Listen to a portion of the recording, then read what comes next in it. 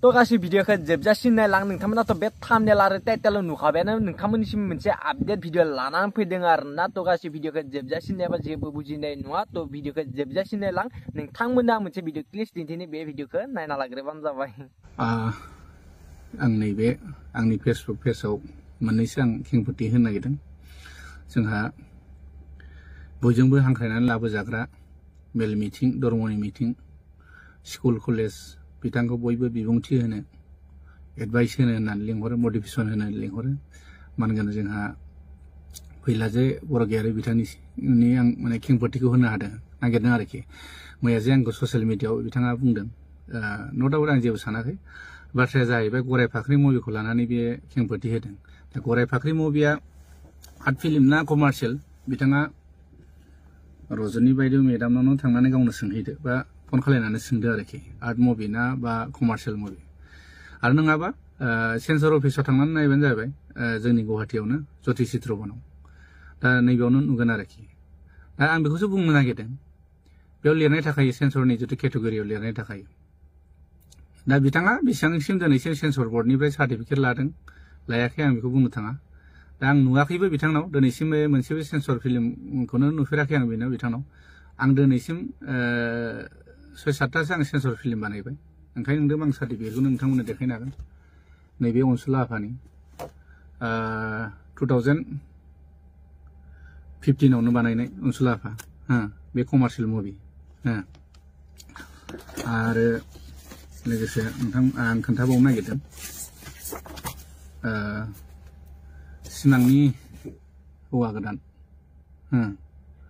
सिमांनि हौवा गोदान बिथांमोना बेखौबो नुगोन बेखौ नायबानो नुगोन आरोखि कमार्शियेल ना आर्ट फिल्म बेबो आरो लोगोसे नैबे दं सनानि नखर आंनि 2018नि सिनेमा बेयावबो मिथिगोन आरो हिर'नि दं हिर'नि सार्टिफिकेटआ माने बेलेगाव थाबाय आं माबा नायनो मा दङ नांगौबा आं नोंथांमोननो होनो हागोन आरो फिल्मखौ नायबानो नोंथांमोन मोनसिगोन आरोखि थांखि गैयै समाज बेखौबो आं सेन्सर खालायदों आरो लोगोसे थैसाम पार्ट 2नि जितु टिजार बेयाव दङ 35 सेकेन्ड बेखौबो आंनो सेन्सर खालायदों आरो लोगोसे नैबे दं थैसाम पार्ट 2निनो ट्रेलार जितुनाखि डिउरेसना जाहैबाय 249 मिनिट्सनि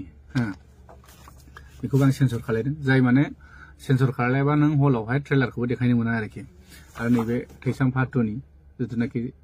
सेन्सर सार्टिफिकेट बिथांमोना नायबानो नुगोन आरो फिल्मावबो नुखागोन दा बेयावनो गासैबो केटेगरि लिरनाय थाखाय अबे आर्ट मुभि अबे कमार्शियेल अबे एडाल्ट बेयाव लिरनाय थायो आरोखि दा आङो फैला बिथांखौ आं बेखौसो बुंनो लुगैदों दिनैसिम बेसेबां आर्ट मुभिनि सोमोन्दै बेसेबां नलेज दं आरो कमार्शियेल फिल्मनि सायाव बेसेबां नलेज दं आं बेखौ बुंलायनो गोनांथि गैया गावनो फिल्म मेकार हिसाबै गुगोलाव थांनानै सार्च खालाय आरो फिल्मनि माखासे लेखाखौबो बिथाङा नायनो हागोन आरोखि आं बेखौसो बुंनो लुगैदों आरोखि दा बेखौ लानानै बिथाङा दान्थे बिदान्थे जादों आंजों नायथों आरो मैया सपन बिथाङा शाहरुख खाननि मोनसे मटिभेट माने मोनसे स्पेसखौ होदों आरो आर्ट फिल्मा माबायदि जायो कमार्शियेला माबायदि जायो बिथाङा बिनि जितु पेजाव बा माने ग्रुपआवबो शेयार खालायदों बिथाङा आंबो शेयार खालायना होदों बेखौ नायबाबो मिथिगोन कमार्शियेल फिल्मा माब्रै आर्ट फिल्मा माब्रै आरोखि बे मोनसे थांबाय आरो मोनसेया जाहैबाय जयन्त नार्जारिनि खोथाखौ लानानै बुंदों दा जयन्त नार्जारिखौबो बिथाङानो गावनो डिसिसन खालायनानै जुरि मेम्बाराव सोबाय नो डाउट सोदों जेबो नङा खिन्थु जुरि मेम्बारनि हिसाबै एज ए बैसो हिसाबै 50 बा 60 प्लास जानांगौमोन आरो बिथाङा दा प्रेजेन्टआवनो एक्टिभ आर्टिस्ट रुल एक्टिं खालायबाय थायो आरो बिथाङा दिनैसिम मोनबैसो सिनेमा माने डाइरेक्सन स्ट'रि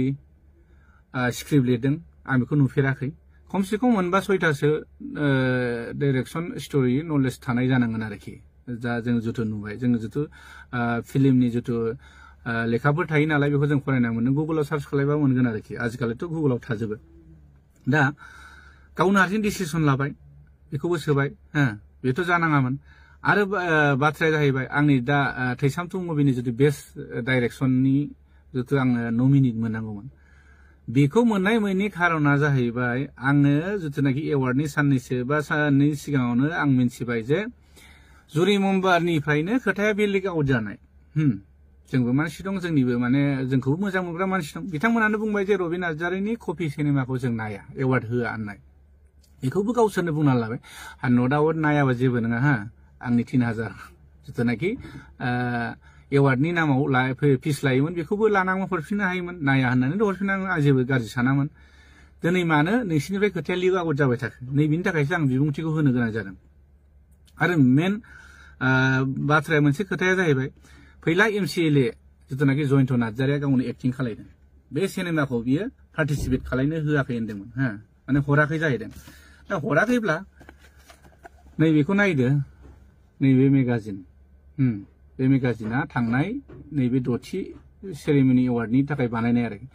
दा बेयावनो रोखा दं नै रायजोफोर नाय फैला एमसिएलए सावथुनखौ नायदो नोंथांमोना बेयावनो नुबाय आरोखि दा फैला एमसिएलए सावथुना बेयावनो रोखा रोखा 6थि फिल्म एवार्डआव पार्टिसिपेट खालायनाय दंखाथारो होमबा मा हिसाबै बेयो आंनि सिनेमाखौ आं पार्टिसिपेट खालायाखै होनो हागोन जेबो साना माने खोथाया बेहा बुंबानो जायो नालाय टेलेन्टेड मानसिनि आरो मटिभेसन होग्रा जायनाखि स्कुल कलेजाव बिथांखौ मटिभेसन खालायनो स्पेस होनो बिबुंथि होनो माने लेंहरो नालाय आलासि हिसाबै बे थगायनाय मानायखौ जेबो साना माने बा माने जेबो साना आरो सोरखौबा मोसा लख्रा सैमा सोरबा बोरमा बे बुंनाया बेहा जेबो साना माने बिनि बुंनांगौ मटिभेसनसो माने गथ'फोरखौ बिदि स्पेस होबोयै जादों आं खोनायाखै खिन्थु आं बे साननाय आरो आंनि दा साननायाव आं बिदि नुहुरदों आरो माने गथ'फोरखौ बिदि मटिभेसन होबोयो नामा बेबा स्पेस होफैयो नामा नैबे आरोखि दा आरो मोनसे भुल खालायबाय जयन्त नार्जारिनि खोथाखौ आं बुंबावनो जयन्त नार्जारिनि थानायनि थाखाय दिनै सानसोरां खाख्लारिया बेस्ट डाइरेक्टर जुरि एवार्ड मोनदों खांख्रायावनो बे खांख्राइखौ आं नायाखै आं एसे नायदों खिन्थु आं डाइरेक्ट होनखायो आं इन्ट्रेस्ट मोनाखै दै माने इनसाल्ट खालायनाय नङा रायजोफोरनाव नायबाबो सोंबाबो मोनसिगोन बे खांख्राइनि डाइरेक्सना बेसेबां स्पेसियल जादों जायाखै बे रायजोफ्रानो नुदों बेखौ बोरै सानसोरां खाख्लारिखौ बेस्ट जुरि माने बेस्ट डाइरेक्टर जुरि एवार्ड बोरै होनो मोनखो बेखौ आसुरित मोनदां बेखौथ' बे केटेगरि एवार्ड होनाय केटेगरि जितु बेस्ट डाइरेक्टर जुरि एवार्डखौथ' कुनु सेन्ट्रेल मेम्बार प्लास डिस्ट्रिक्ट मेम्बारखौथ' पास खालायाखैमोन फट करि गोसो बायदि बोरै जानो हाखो बेथ' जयन्तनि आखाइ दं होननानै निश्चय जों बयबो मिथिखायो दिनैसिम सानसोरां खाख्लारिया मोनबेसे सिनेमा बानायदों मोनबेसे बर' सावथुनाव डाइरेक्सन होनानै बेसेबां कन्ट्रिबिउसन होनाय दं दिनै नाय मन्जिल सारमोना आजि 30-40थासो सिनेमा बानायदों जों उन्दैनिफ्रायनो मोगथां गोराहाजोनि खोनासि सल' माने गोबां सिनेमा दं आरोखि बिराद हिट सिनेमा बानायदों दिनै नाय सिराज बाग्लारि सारमोनखौ नाय बिथांमोना बिराद मोजां मुभि बानायबोदों बिसोरो बिथांमोननोबोथ' बे एवार्डखौ निश्चय होनो हायोमोन रजेन नार्जारि सार बिथांमोनाबोथ' गोबां सावथुन बानायबोबाय आरो सार प्रबिन गयारि सार बिथांमोन दं बिथांमोनाबोथ' गोबां फिल्म डाइरेक्सन होबाय फिल्मनि नामाव बर' फिल्मनि नामाव गोबां माने बिसोराबो कन्ट्रिबिउसन दं आरोखि दा दिनै एवार्डखौथ' बिसोरनो होनो हायोमोन ना बे जुदि केटेगरिखौ बानायदों जेब्ला जेबो नङा बानायदों होनो हायोमोन ना दिनै मानो होनाखै फुराना मानसिफोरखौ मानो नासयबाय थादों माने जेनेबा दा जयन्त नार्जारिया गावजों दा क्लस नालाय सानसोरां खाख्लारिया बेनो बेस्ट डाइरेक्टर जुरि एवार्डखौ बोरै होनो मोनखो नैबे मोनसे आरो बिसोर माने 50-50 माने शेयारबो जानो हागौथ' थाखा फैसानि खोथा नैबे आरोखि दा आरो मोनसे खोथाबाव आं क'क्राझारनिफ्रायनो गावसिनि एरियानि गावनि न'खरनिफ्रायनो खोनानो मोनदों क'क्राझारनिफ्रायनो आं खोनानो मोननाया मोनसे सिनेमा आरो राफोदथाय सिनेमा होनो राफोदथाय सिनेमा जाय सिनेमायावहाय जुरि मेम्बार हिसाबै सेलेक्ट खालामदों जाहैबाय सर्ट मुभि बेयावहाय आरोखि बेखौ जाज हिसाबै जयन्त नार्जारिखौ लादों जाहैबाय जयन्त नार्जारिया राफोदथाय सिनेमायावनो गावनि भइस ओभार रेकर्ड माने भइस ओभार दं जाहैबाय बेकग्राउन्डनि भइसआव होमबा बेथ' गावनि सिनेमाखौथ' सेलेक्ट खालायखागोन ना निस्सय बिनि थाखायनो गाज्रि मोनलायनानै दिनै क'क्राझारनि माखासे पुराना आर्टिस्टफ्राबो फैयाखै जाहैबाय आरो बे खोथाखौ आंबो माने बयबो शेयार खालायदों गावसिनि माने क'क्राझार डिस्ट्रिक्टनिफ्रायनो जोंखौबो मोजां मोननाय मानसिफ्रा बिदिनो शेयार खालायहरदों आरो होमबा दिनै बे मानसिया कन्ट्रिबिउसन माने बेयावहाय कन्ट्राभार्सि जागासिनो होमबा बेबायदि मानसिखौ बोरैहाय जुरि मेम्बाराव होनांगौ होनो माने नैबेबायदि खोथा फैदों आरो दिनैसिम जुदि जुरि मेम्बारा बेबायदि स्टाइलाव थांबाय थायोब्ला फैगौ प्रडिउसारफ्रा रावबो फिल्म एवार्डनि नामाव गावनि फिल्मखौ दैथायहरनाय नङा मानो होनब्ला दिनै जों प्रडिउसार नङाब्ला फिल्मखौ बानायाबा बिसोर जोंनि बोरै एवार्ड होनो हाखो बिसाया बोरै एवार्ड होनो हागोन नैबे आरो खोथाया दा ओंखायनो साननो लागिया जाना दं आरो खोथाया आरो मोनसे बाथ्राया बेनो मोनसे फेसबुक पेजाव नुदां एम अख्रां बर'नाव बिथाङा फैलानि सोमोन्दै लिरदों आरोखि बेयाव बिथाङा लिरनाय दं 2021 बे इयारनि आरो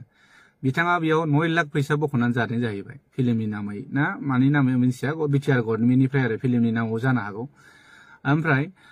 2023-24 नि बिथाङा बेयावहाय 29 लाख बिथाङा फिल्मनि नामाव बेखौबो बख'ना जादों अब्ला गोबां फिल्म बानायग्रा मेकारफोर दं बेल' नामा फिल्मनि फैसा जानो बा फिल्मनि नामाव फैसा बख'नानै जानो दा बेखौनो सिन्था खालामनानै नाय आरो माने आरो बेबो दिनै सपन कुमार बिथाङाबो लिरदों गावनि फेसबुकाव पेजाव बे लिरदों बोसोरथाम कन्ट्राभार्सि जाखो बोरै माने दिनै बर्मानिफ्रायनो जाबोदों बर्मायाव एवार्ड खुंबाय बे बर्मायाव एवार्ड खुंनायावबो मा जाबाय बेस्ट डाइरेक्टर जिथुनाखि बेस्ट डाइरेक्टरखौबो आब' रजनी मेदामासोमोन आरोखि दा बे खोथाखौबो गावबो मिथिखाबाय आरोखि माने रजनी मेदामाबो मिथिखाबाय दा बे हिसाबै बे एवार्डखौ गाव फैनो हायैनि थाखाय मेदाम अनजालि दैमारिखौ माने फाथायहरबाय आरोखि एवार्ड फांसननि नामाव बेस्ट डाइरेक्टरनि माने जितु एवार्डखौ नों रिसिभ खालायदो होनलायनानै जेथिया एनाउन्स होयो अब्ला पंकज लाहारिनि नाम ओंखारबाय बेयावथ' आसुरित जाबाय बिनि थाखाय फेसबुकाव बेसेबांबा गोलाव मेदाम रजनीयाबो लिरबाय आरो माने बेयाव बोरै जानो मोनखो बे पलिटिक्स हाबनो मोनखो होननानै दा बेखौ होननानै बे खोथाखौ मिथिनानै जोंहा पंकज लाहारि बिथाङाबो आं बायनाय एवार्डखौ मानो लानो होननानै फेसबुक पेजाव बिराद माने गोलाव लिरबाय आरोखि दा दिनै बिदियाव कन्ट्राभार्सि जाबाय थादों आरोखि जाय बे खोथाया गावसिनि जुरि मेम्बारनिफ्रायनो ओंखारदोंमोन आरोखि जुरि मेम्बारनिफ्राय ओंखारनायाव दा खोथाया बोरै सार मन्जिल सारनिफ्राय लिक जादों होननानै बेयाव सपन बिथाङाथ' आं मिथिनायाव बिदि बुंदों आरोखि दा बे हिसाबै बेखौ जुरि मेम्बारनिफ्राय उइदाउट एप्लिकेसन बा सावरायालासेनो बेखौ बोख्लायलायबाय माने आरो जोंनिथिं सानजाहा मोनसे जुरि बर्डनि माने बिदिनो मेम्बार फाथिदोंमोन बिनान्द मोसाहारि जेनाखि जोंनि मानगोनां सिंगार फुंजाफा होनो बिथांखौबो जुरि बर्डनिफ्राय बेयो बारावनो बोख्लायबाय माने खुनु डिस्ट्रिक्टनि माने सोङालासेनो सेन्ट्रेलावबो पास जायालासेनो बिथां सानैखौ बोख्लायबाय आरो आसुरिन मोनबाय मन्जिल साराबो आसुरिन मोनबाय आंखौ मानो बोख्लायखो नैबे खेथ्रआव आरो बेयावबो बिसोर कन्ट्राभार्सि जाबाय आरो थांनाय एवार्डआव दालिगावआव जादों दालिगावनिफ्राय बर्मासिम 150 किल'मिटार जागोन होनदों ओमफ्राय क'क्राझारनिफ्राय हेड अफिसा जेदा बिसानि हेड अफिस बानायदों क'क्राझारनिफ्राय दालिगावसिम 50 किल'मिटार जागोन आरो अब्ला बै समाव आफादगिरिया जिथुनाखि दा बिसानि माने रानिं जिथु आफादगिरि मानगोनां फुंखा महिलारि सारा बिथाङानो जायगा होखाबायमोन जाहैदों दालिगावनो नायनो नायालासिनो बर्मायावहाय जोंहा सेक्रेटारि गुरु पबित्रनि स्टुडिअ नायफैबाय बेयावबो बिदिनो जाबाय आरोखि दा देग्लायबो नै दा गावसिनिनो जिथु बर्मायाव जानो गोनां जिथु गुवाहाटियाव जानो गोनांमोन बे बुस्थुआ गुवाहाटिनिफ्राय बेसेबांबा डिस्टेन्सआव होमबा गुवाहाटियाव जानो गोनाङाव गुवाहाटियावथ' नायनो हायोमोन बा क'क्राझार माने दिनै बर्मायावल' मानो नायबाय थाखो दा एखे लोगोयै बेयावनो जुरि बर्डनि मेम्बार थाबाय सोरनिबा फिल्म गोनां मानसिफोर थाबाय बेयावथ' बे निस्सय बे जाखागोन बे निस्सय जागोन आरो खोनानो मोनबावदों जोंनि केसेट हैग्रा गथ'फोरनिफ्राय जों खोनानो मोनदों सिनेमाया ओरै प्ले जाबाय थायो फारसेथिं जुमाय ज' ज' लोंलायबाय थायो ओरै होननासो खोनाबावदों आरोखि आं खोनानायसो बेसेबां सैथो खिन्थु केसेट हैग्रा गथ'फ्रा बे बाथ्राखौ बुंदों आरोखि माने जोंनि प्रडिउसारफ्राबो खोनानानै गाज्रि मोनदों आरो बेनिखायनो सपन कुमार बिथाङाबो दोरदनाया बेफोरनिफ्राय जादों आरो दिनै फुराना मानसिफ्रानो दोरलांगासिनो आरो फुराना मानसिफोरखौ दिनै बिसोरो सनमान होनो हायैया माने बिराद दुखुनांथाव बाथ्रा जादों आरो जेनेबा बे आरोखि दिनै जोंहा मानगोनां सेक्रेटारि गुरु पबित्रआ बोसोरथाम हा दिनै जों 6 बोसोर जाबाय बे रानिं जानाया खिन्थु बिनि सिगां मा होनो कर'नानि जितु सुबिदा उसुबिदानि थाखाय एवार्डखौ फाथिनाय जायाखैमोन खिन्थु रानिं दा कन्टिनिउस बोसोरथाम फाथिबाय बरमा दालिगाव गुवाहाटी बेयावबो कन्टिनिउ माने गालाय गुजायानो जोबा आरो अब्ला आं बेखौसो बुंनो लुगैदों माने जोंनि मानगोनां सेक्रेटारि बिथाङा बेबायदि गालाय गुजायाव मानो बरनाम लाबाय थाखो गावखौ दिनै नोंखौसो बयबो दुसिदों हा रिजाइन हो साल्ला थुला दिनै नोंनि दैदेनाव बिदि जादों होननानै बयबो बुंसोलायदों हा दा अब्ला होमबा बुला सोरनि जाना थांगासिनो दिनै नोंसिनि दैदेनाव बिदि जाना थांदों सिगाङावहाय जिथु सार दीपक रामसियारिनि दैदेननाय समाव बिदिथ' जाफेराखैमोन उनु गुलाय गुजाय जाबाय बिराद मोजाङै थांदोंमोन आरोखि नैबेखौ नुदों आरो दा बुस्थुआ जाहैबाय माने खोथाया जाहैबाय आरोखि बेफोर गासैबो फैलानि आखाइ दंजोबो आरो जेरै बिटिआर गभर्नमेन्टनिफ्राय जेथा फैलाया मानगोनां फैला सारा आरोखि जे फैसाखौ बे बख'बासो आर्टिस्ट सेसनाबो एवार्ड खुंनो हागोन नालाय बे सिस्टेमै जाहैबाय आरो ओंखायनो फैलानि फिदिंनायाव माने मोसाबाय थानांगौ गोनां जादों माखासे जोंनि दैदेनगिरि बिथांमोना मानो होनोब्ला फैलाया फैसाखौ होफैयाबानो बे एवार्ड फांसन खुंनो हाया नालाय खिन्थु नैबे भुल जादों आरोखि भुला मा जादों जेखि गभर्नमेन्ट फैया मानो बिटिआरआव गभर्नमेन्टआथ' सोलायबाय थानो हागौ पार्टिया सोलायबाय थानांगौ न' डाउट खिन्थु बेयाव जोंहा मोनसे जिथुनाखि फिल्मनि मोनसे केटेगरि थाखायो बेयाव इएमबो थाखायो फिल्म लाइननि जितु कालचार इएम फिल्म लाइननि इएम बिथांमोननो जों बेखौसो प्रप'जल होनांगौ जे जेखि जाया सरकारा फैया मानो जोंनो बोसोराव बोसोरनि हार माने बारायनाय खमायनाय बेसेनखौ लानानै जोंनो इसेखिनि मोनसे प्रप'जाल जोंनो एवार्ड फांसननि नामाव होनांगौ बे फांसनखौबो जिथिया पास जाखांनायनि उनावसो फांसनखौ खुंनांगौ सोरनावबा दाहार लानानै खुंनाय बेथ' खुनु जुक्ति जायाखैना दाबोथ' टाइम दंमोन ना खुंनो जेनाखि दिनै बिसाया हाखु दाखु बे फांसनखौ खुंनो हादोंब्ला फैगौ एवार्ड फांसननि थाखाय दानिफ्रायनो थाबायनो हायोना दिनै बिसाया मैया दाख्लै एवार्ड फांसन खुंबाय मोजां जादों फांसन खुंनायखौ जों बयबो गोजोननाय मोनदों मानो होनबा जोंनि फैगौ जेनेरेसननि जोंनि आर्टिस्टफोरा जितु आपग्रेड माने कम्पिटिसननि सायाव सोनारो नालाय बेबो थांबाय दिनै एवार्ड फांसन खुंनायनि उनाव गाबोन समफोरनिफ्रायनो बिसाया सिरि दिनैसिम खै बोसोर जाखो बिसाया जेनेबा दासिमबो जेबो डेभेलप नुहुराखै आरो बे बाथ्राखौ माने नुगासिनो आरोखि माने एवार्ड फांसनाव फैसा थाखानि खोथा थाहैबाय नालाय बेयाव थैसोमथारो आरोखि हा ओमफ्राय उनावहायथाय जिथुनाखि मावलांनांगौ हाबा आर्टिस्टआ बोरै सोलिनांगौ हा सिंगारफ्रा बोरै सोलिगोन आरो प्रडिउसारफ्रा फिल्म बानायनानै बोरै फैसा मोनफिनगोन मार्केटाव बेखौबोथ' सिन्था नुहुरनांगोन आरो मोनसे आं भुलखौ बेखौ नुहुरबाय थादों आरोखि दा जोंनियावथ' ओरैहाय आसामाव जोंनाथ' पारमिसन लालायनाङा डिसिनि सिनेमा देखायनायाव खिन्थु दा जेरै बिटिआरआव जितु सिनेमा देखायनायनि मुङाव डिसिनाव पारमिसन बा डिसि बा लकेल थानायाव पारमिसन लानांगौ 5,000 खरै अनलाइन ना मा बे सिस्टेमै थाङो आरोखि दिनै गावनि लकेल एरियायाव सिनेमा देखायनो थाखाय जों बोरै पारमिसन लानो गोनां जाखो नैबे खोथा फैदों आरोखि बेखिनिखौथ' जोंनि मानगोनां बिसानि बा जितु बिसानि जितु जोंहा एसोसिएसन दं हिसाबै बिसायानो हेन्डेल खालायनांगौमोन जे जोंनि लकेल सिनेमा दिन्थिनायाव नोंथांमोना इसिबां रां लानो मोना लाबाबो मिनिमाम मेक्सिमाम माने 5,000 बहुत बांद्राय आरो बे कमिटिया माने लस जानाय जायो आरोखि आं बेखौ नुहुरदों आरो बेफोरखौ जों मावनांगौ हाबाया बे बिसानि निस्सय बेफोरखौ नायनांगौ प्रडिउसारफ्रा मार्केटाव मा सोलिदों मा सोलिया बेफोरनि खोथा साननांगौ जादों एक्टर एक्ट्रेसआ बोरै फिउचाराव फिल्मजों जानो हागोन बेखौबोथ' साननांगौ गोनां जादों बेखौबोथ' साना एवार्ड फांसन खुंबाय बेनिफ्राय थांबाय आरोखि आरो मोनसे खोथा दाख्लै एवार्ड सेरेमनियाव होनदों जोंहा मानगोनां बिटिआरनि जितु सिबा बुंलांदों 50 लाखसनि बाजेट होनदों दा 50 लाखसनि बाजेट खुंनो थांनायाव जा जोंनि माने डिस्ट्रिक्टनि जितु जा 16टा डिस्ट्रिक्टनि मानगोनां आफादगिरि नेहाथारियानो बे बाजेटखौ मिन्थिया आरोखि दिनै बयबो सेरेमनि एवार्ड सेरेमनि होननानै जेनेबा बिटिआर सरकारा होदों होननानै बयबो लैहोर लैहोर थांदोंमोन मिनि खुसि रंजा गारि भारा लाना होननानै सोरबाथ' जेनेबा फ्रायानो जोंनि मानसिया पार्सनेल गारि गैया नालाय भारा लाना थांनो गोनां जादों दा बे हिसाबै खुसि थांबाय माने भारा मोनखागोन गारि भारा हरखागोन हिसाबै थांबाय जेब्ला फांसना जोब्बाय फोरसा खारबाय बेबायदि खोनादों आरो बिबानगिरिफ्रा खुनु सोर फैदों ना सोर गारि भारा मोनदों बेखौ मिन्थिया आंथ' कार्बि आलं पार्टिनिफ्राय खोनानो मोनदों बिसोर ट्रेभेलार लांदों पार्सनेल गारि गंसे ना गंनै लांदों टटेल 35,000सो खरस जादों आरो बिनि गेजेराव बिसोर मा हरदोंनो 6,000 दा बिथाङा जाय फैसा लाग्रा हरजाग्रा बिथाङा दुखुजोंनो माने मा खालायगोन मा मागोन होननानैसो सिन्था खालायबाय आरोखि ओमफ्राय बेबो मोनसे दुखु मोननानै फोरमायलांबाय कार्बि आलंनि पार्टियाबो बिदिनो गफुरनिया गारि गंथाम लांदों बिसोरो गारि गंथामजों 11,000 थाखा हरदों जाहैबाय बेयावबो बिसोरबो दुखु मोननाय खोनादों दिनै बुंनोसो हायाखै बिसोरो आरो बिदिनो क'क्राझार पार्टि दं ओरै बिथां मिथुराम फंबायाबो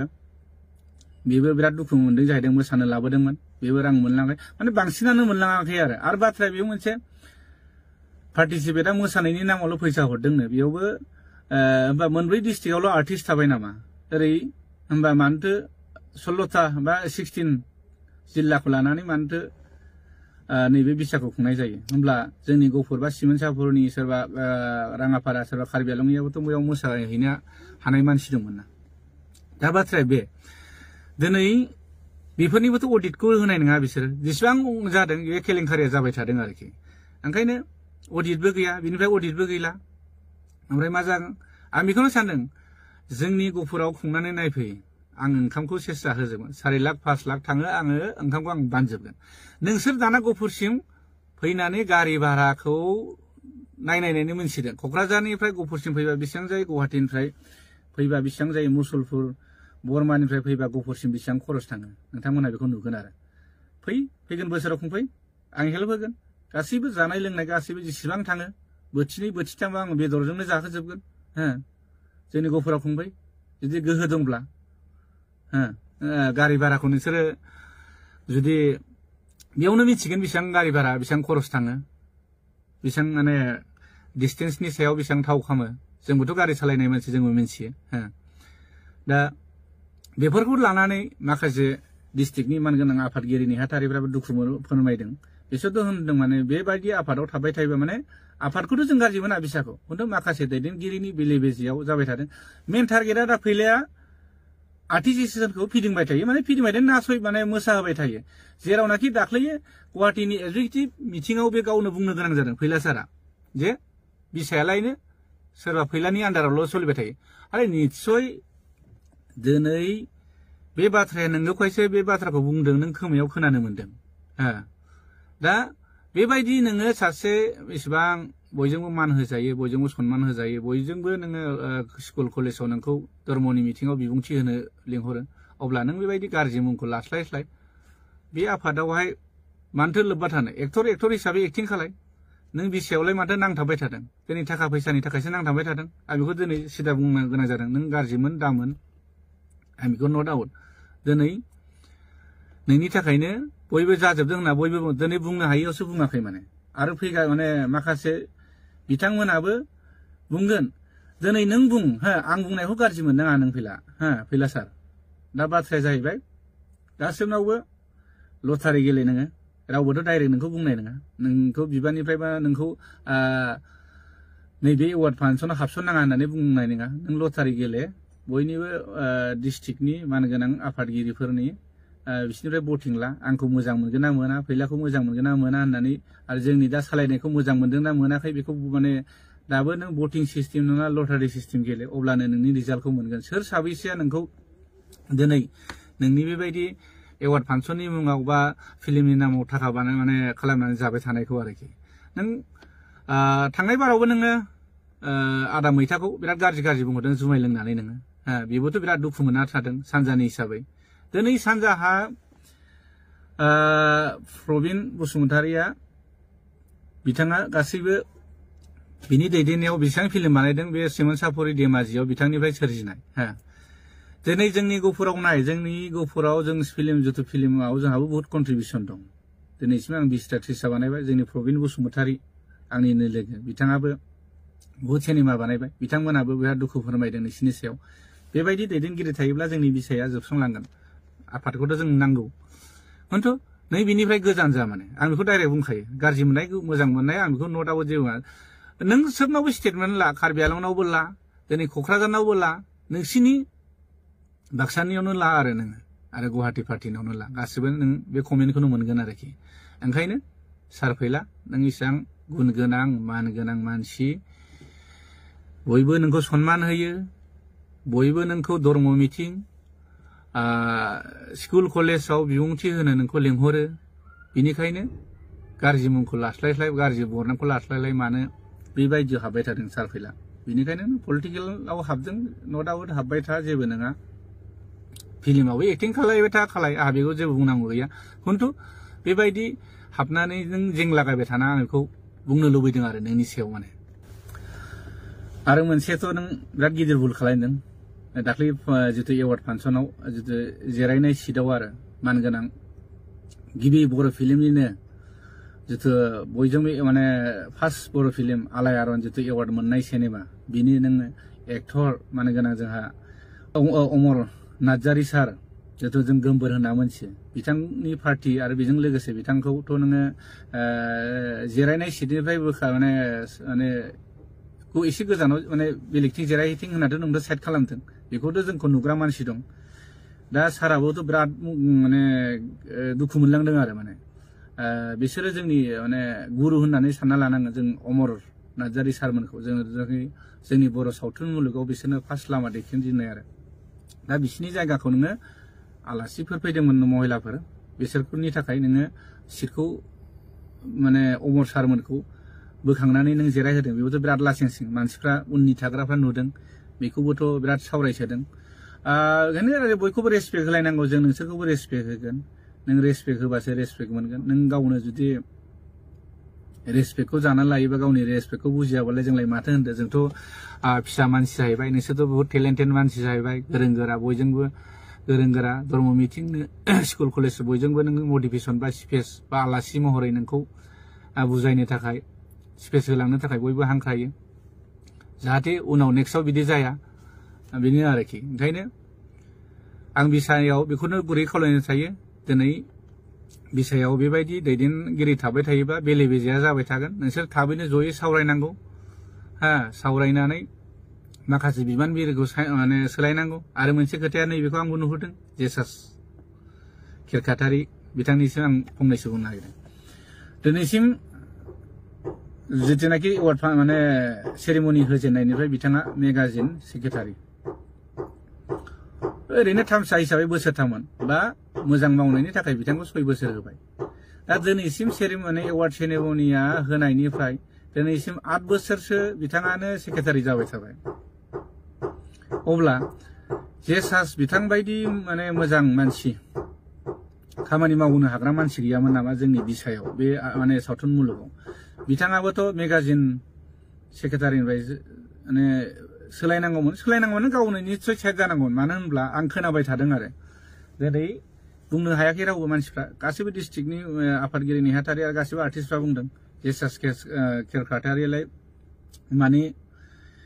मेगाजिन डाइरेक्टर जानो मोनखो मानसियानो गैलामोन नामा दिनै बुंनो हायाखै आं नोंथांनि सिगाङाव दिनै नैबे ससियेल मिडियानि गेजेर सिगाङाव बुंनो गाज्रि मोना नों आं बुंनायखौ आं नोंनो बुंनो होदों बेबायदि मालायजों रायखुमा जास्लायस्लाय नोंथाङा बे डिपार्टमेन्टनिफ्राय निस्सय गोजानाव जा आर्टिस्ट हिसाबै आर्टिस्टआ आरो बे बेलेग बिबानबो लानो हायो नै बेखौ नुहुरदों आरो गलटियाथ' नों खालायाखै नोङा खालायदों आंनि मुभिखौ नोङो थैसाम 2खौ नोङो गावनो हाई क्वालिटिनि नोङो रिजोलुसननि माने पिक्सार क्वालिटि बिहरबाय पस्टार होनो होननानै बेखौबोथ' नों होआखै बेयावथ' गोरोन्थि बयबो मानसिफ्रा आंनो खोन्थाहरजोबदों बेबोथ' बिराद निस्सय आरो पलिटिक्स खालायनोबा इसिबां बिदि खालायद्रायनाङाब्ला डाइरेक्ट होना माथो आंथ' सोरनिबा फैसा लानानै सोरनिबा माबा लानानै आं सिनेमा बानायखायनो आंनि फैसाजों आं बानायदों दिनै आं बुंनोबो हादों दिनै आं बे बुंनो हादों दिनै आंनि सिनेमाखौ आं रायजोफोरनि गोसोखौ गोजोन होनो हानाय आं सिनेमा बानायदों हिसाबै रायजोफ्रा आंनि सिनेमाखौ अनसायदों बेबायदिनो आं 60 लाखनि बाजेट खालायनानैब्लाबो गावनो नाजानानै मार्केटाव थानानैबो 98 लाख मानसि माने रां खामायनायाव आंखौ रायजो राजाफ्रा मदद होदों आं बेखौसो साबायखर बावो जोंनि रायजो राजा नायगिरि बिथांमोना बर' सावथुनाव बा सावथुन मुलुग बा आंनिल' सावथुन नङा गुबुन सिनेमाफोरखौबो नायनो थाखाय आं खावलायो नोंथांमोन दिनै नायनानै जे नोंथांमोननिफ्राय एसे एनै कन्ट्रिबिउसन फैसा मोननानैसो जों मुभिखौ बानायफिननो हायो आरोखि आं बेखौनो जोबोद साबायखर बावनो थायो जोंनि नायगिरि बिथांमोननिसिम आरोखि बे आंनि गोजोननाय थाबाय दा आरो मोनसे बाथ्राखौ आं बुंनो सानबावदों मानगोनां जोंनिनो माने बयनिफ्रायबो जुनियरसिन जिहेतु जोंहा गिबि नेशनेल एवार्ड बान्था मोनलायनाय मानगोनां जोंदाव बड'सा सारा दाख्लै स्पिचआव मोननैसो बाथ्राखौ आं एसे बुंनायखौ खोनानो मोनदों। बाथ्राया बुंदों बिथाङा जोंनि बर' सिनेमाया दिनै गुवाहाटी बायदि कलाक्षेत्रआवहाय एवार्ड सेरेमनि होलायनो हाबाय। बे गोजोनथाव बाथ्रा। खिन्थु बिथाङा बुंदों मार्केटआ जोंना इन्टारनेशनेल नेशनेलआवबो बाहागो लाहैनो नांगौ जाहैदों आरो। दा इन्टारनेशनेल होननाय लोगो लोगो इन्डियानि बाहेरायाव जायो। दिनै नेशनेल होननाय लोगो लोगो इन्डिया बाहेरायाव माने इन्डियानि गेजेरावनो जायो, इन्डियानि सिङाव जायो। दा दिनै जोंनि गावनि मार्केटखौ जोङो गावनि स्टेटआवनो देखायनो हायाखै। गुबुननि स्टेटआथ' बादबावनो दोन इन्डियानि बिथोरावनो आरो इन्टारनेशनेलनि खोथा बुंनो आरो। दा बिथांखौ आं बेखौसो बुंनो लुगैयो जोंदाव बड'सा सारा दिनैसिम मोनबेसे सिनेमाखौ बानायखो जेनेबा मोनथाम मोनब्रै बा मोनबायानो बानायबाय। प्रडिउसखौ दिनै मोनबेसे बिथाङा खालायखो प्रडिउस खालायनानै जे गावनि फैसा गारनानै बेसेबां जे सिनेमा बानायखो आं बेखौ नुवाखै आरोखि। बाथ्राया आं बेखौसो बुंनो सानदों दिनै गाव प्रडिउस खालायबा मिथिगौमोन फैसाया माबोरै रिटार्न फैयो अब्ला मिथिगौमोन आरो। दिनै जोंनि सिनेमाखौ जों मा खालायनांगौ गोनां जायो गोदोजों बेयो जोङो मा मिथिं दावथिङाव जों केसेट फानलाबोनो गोनां जाबोदों आरो बिसोरजों जोङो बर' सावथुननि थाखाय जों नांसोबनाय मानसि आरो दा जिथुनाखि जोंनि मुभिखौ जोङो दा देखायनो जोंहा प्लेटफर्म गैया, सिनेमा हल गैया मा गैया। दिनै दंब्लाबो खोब खम आरो माने एरियायावहाय दिनै बङाइगाव क'क्राझार टंला बायदियाव जा बर' एरिया जायो। खिन्थु दा मार्केटआ बेसेबां गिदिर बेखौबोथ' नायनांबायना। जों गावनि एरियायावनो आसामावनो जोङो जोंनि सिनेमा हलावनो देखायनो हायाखै माने इन्टारनेशनेल खोथा बा नेशनेलनि खोथा सानखो। दिनै जोंनि फिल्म बानायग्राफ्रानो दिनै बेबायदि सेन्सर बर्डनि सार्टिफिकेटखौनो लाफेरा, बांसिनानो बहुत खम। होमबा बेखौ लाबासो नों हलाव देखायनो मोनगोन बा गुबुन स्टेटनि हलावबो देखायनो मोनगोन, अब्लासो नों इन्टारनेशनेलाव थांनो मोनगोन। दा बेफोरनि खोथाखौथ' जोंनि जुरि बर्डनि जिथु मानगोनां जोंदाव बड'सा साराबो साननांगौमोन आरो। दा उफाय गैया जों मा खालायनो गोनां जों फुजायाव जोङो मुभिखौ देखायो। बे फुजा समाव मा जायो बोथोरा गाज्रि अखा हायो। थांनाय बोसोरावबो थांनाय बाराव बहुत मोजां मोजां सिनेमा ओंखारदोंमोन, बिथांमोना बिराद लस जानाय ओंखारदों प्रडिउसारफ्रा, बाजेट गिदिर गिदिरनि सिनेमामोन। दा नैबे आरोखि जोंहा हलनि गोनांथिया बे। आरो दा जोंनियाव हला 6था ना मोनबा हल जादों होनदों, रौता ओमफ्राय बागानपारा सिमला ओमफ्राय रुनिकाटा सेरफांगुरि बिदिनो 6था ना मोनबा हल खुलिदों। दा नैबे जोंनि हलावबो जोंनि सिनेमायाथ' देखायनो मोननाय नङा। मानो देखायनो मोना होनबा जोंनि आर्टिस्ट एस'सियेसननि सार्टिफिकेटखौ लानानै बे सिनेमाखौथ' देखायनो मोना। मानो होनबा जोंनि आर्टिस्ट एस'सियेसननि सार्टिफिकेटआ जेबो भेलुआनो गैया। जास्ट जों जेनेबा मोनसे बिसानि बा मोनसे ससाइटिनि आन्दाराव होनायसो जों लायो आरोखि। दिनै बेफोरबायदि सेन्सर बर्डनि सार्टिफिकेट गैयाब्ला सिनेमा हलावबो दिन्थिनो होखाया आरोखि। होमब्ला गावनि सिनेमाखौ गावनि जायगायावनो देखायनो मोनाब्ला होमबा मा जानो, नैबे आरोखि। ओंखायनो आं बयखौबो बुजायो जोंनि प्रडिउसारफोरखौ बयबो सेन्सर खालायनायनि नामावथ' बारा थाङा, 30,000 40,000 डिउरेसननि सायाव बारा 50,000 आरो। होमबा बेफोरखौ गारनो बानानै नोङो गावनि सिनेमाखौनो अपेनलि देखायनो हाया, गुबुन स्टेटआवबो देखायनोबो नों गिलं बेबायदि जायो आरोखि। दिनै आं जेरै हायद्राबाद सिनेमा हलाव देखायदों, बेंगलराव देखायदों, डिमापुराव देखायदों, इटानगराव देखायदों, बेबायदि देखायहैनो हानाय नङा आरोखि। खिन्थु आंखौल' आं बुंना लादों जादों बे नङा, आंनिबो भुल जागोन। खिन्थु आं बेखौसो मटिभेसन होयो आरो जोंनि जेना प्रडिउसारफोरखौ जाहाथे लस जानाङा। जेरै जोंनि दा बाजेट जिथुनाखि थिकादार नङाबा जोंहा माने बाजेटनि फिल्म बानायनो हाखाया। मानो होनब्ला जोंहा मार्केटआनो गैखाया। दा बेखौनो आं सानो आरो जोंनि फिल्म मेकारफ्राबो खोब सानलायनांगौ जे जाय बाजेट फिल्म बानायदों प्रडिउसार जिथु थिकादार बिथांमोना ओंखारदों 30 लाख 40 लाख 50 लाख गारदों, बिथांमोननि सिनेमाखौ जाहाथे रिकभार खालायनानै प्रडिउसारखौ नेक्स्टआव जों मोनफिनो नैबेखौ साननांगौ आरो। ओंखायनो दा मार्केटआव जोंना बुहुत खस्थ' आरो बेखौनो आं नुहुरदों आरो। ओंखायनो जों इन्टारनेशनेल खोथाखौ साननानै लाब गैया, जों गावनि जायगायावनो जोङो मार्केटखौनो खालायनो हायाखै आरोखि। दा भिडिअ'आथ' खोब गोलाव जाबाय, आङो दा बेनो आरो भिडिअ गोलावनि थाखाय आं निमाहा बिनाय थाबाय। जाहाथे आं बुंनांगौआ माने बुंबावसिगोन।